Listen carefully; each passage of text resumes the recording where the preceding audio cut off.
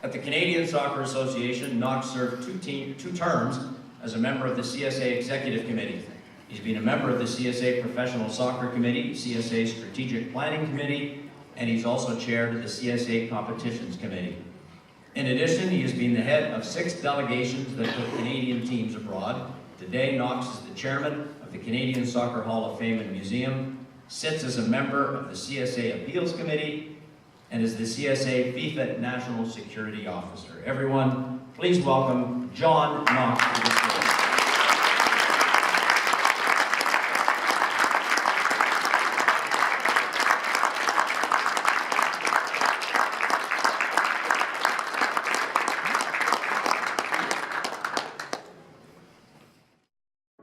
My name is John Knox, and I'm here tonight to receive the Life Membership Award from the Ontario Soccer Association.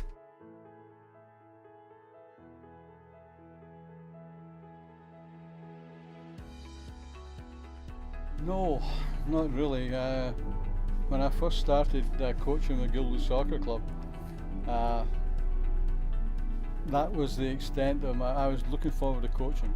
And I had a fairly decent coaching career with the minor level, but I didn't expect to go as far as I did or reach the goals that I've done with at that time.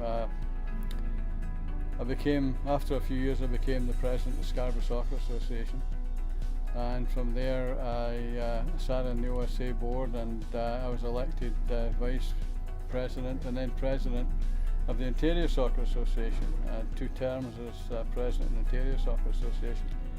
From there, I was elected to the executive committee of the Canadian Soccer Association, and I spent 2 terms as on the executive there.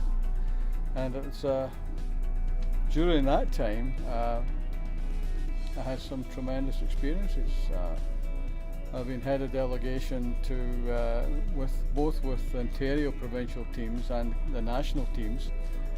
I think I've visited about 15 countries worldwide, from China to Germany to Norway and all over the Caribbean. And I would never have thought when I first came to Canada that I would have reached that level.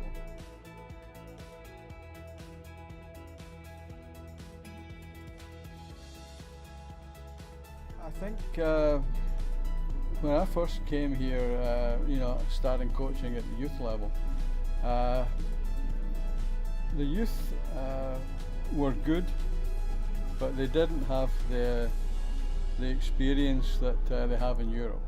But over the years, we've developed some good coaches in the youth system, and we've developed some great players in the youth system. And I personally believe that some of our young players being developed today are as good as any of the young players you'll find in Europe. We've got to get them into a system. I mean, over in Europe, we were over with the Ontario team when we had the situation with Everton Football Club, and I went over there with Guy Bradbury, and we went to Everton, spent 5 days there, visited their camps, and watching their young players develop. And that is a big difference, I think. Over there, it's a full-time position, working with the young people.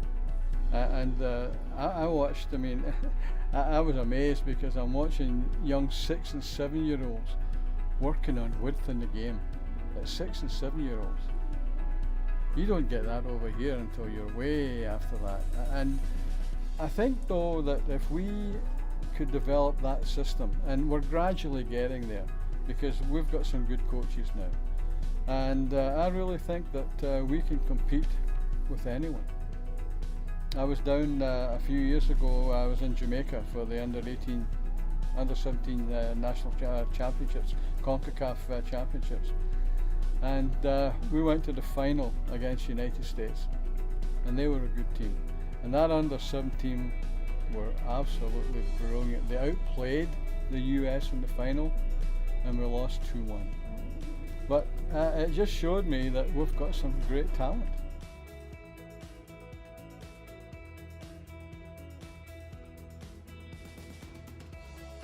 Well, number one, you get a lot of satisfaction out of it yourself. I mean, I've coached, I've managed at the youth level right up to the senior level. I was general manager of Toronto Italia in the National Soccer League for 5 years. And you get a lot of satisfaction from that, and I think a lot of the people going into soccer today are going into it for the wrong reasons. They go into it for what they can get out of it, not what they can give. And I think that's a very important part. I really, in all the time I've been involved in soccer, I don't think I ever looked at it from what I could get out of it. I looked at it from what I could do to help develop the players and what I can put into the game. And if everyone took that sort of attitude, I think we'd have a lot better system.